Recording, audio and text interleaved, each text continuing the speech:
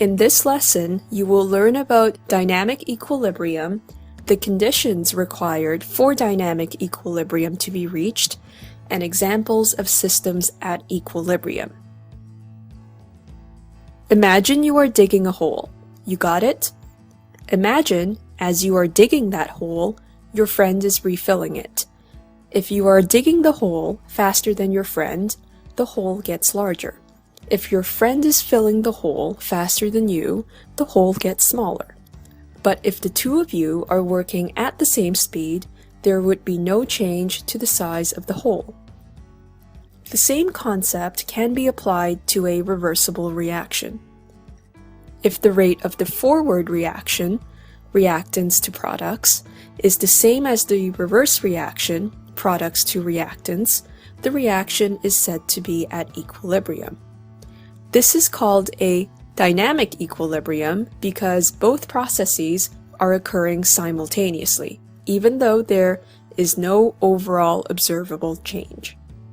For a chemical system, such as a reaction or a phase change, to be at equilibrium, it must meet two important criteria.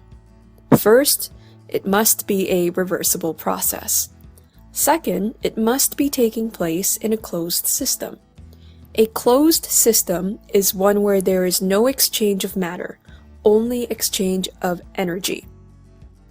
An example of a reaction at equilibrium is the reaction of hydrogen and iodine in a closed container to produce hydrogen iodide. At the start of the reaction, there is a high concentration of hydrogen and iodine, and the concentrations decrease as hydrogen iodide is formed. The concentration of hydrogen iodide increases as the forward reaction proceeds. As hydrogen iodide is formed, the reverse reaction is then able to occur. Over time, the concentrations of hydrogen, iodine, and hydrogen iodide remain constant. So what is happening here? The reaction of hydrogen and iodine to produce hydrogen iodide is occurring at the same rate as the decomposition of hydrogen iodide to hydrogen and iodine. So there are no observable changes, although both the forward and reverse reactions are occurring. This reaction has not stopped, but rather has reached dynamic equilibrium.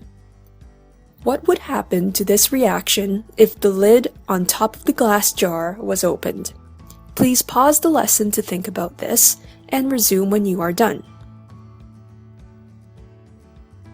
If the lid was removed, the system is no longer at equilibrium as the reactants and products, or matter, would be able to escape the system.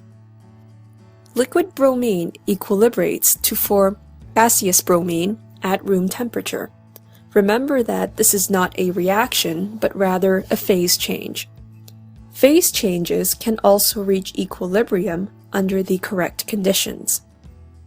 As liquid bromine evaporates, gaseous bromine condenses. Since these two processes are occurring simultaneously at the same rate, there is no observable macroscopic change, but the system is in fact in dynamic equilibrium. In summary, a chemical system is said to be at equilibrium when the rate of the forward reaction is the same as the rate of the reverse reaction. There are no observable changes, but both directions of the reaction are occurring, so it is a dynamic equilibrium.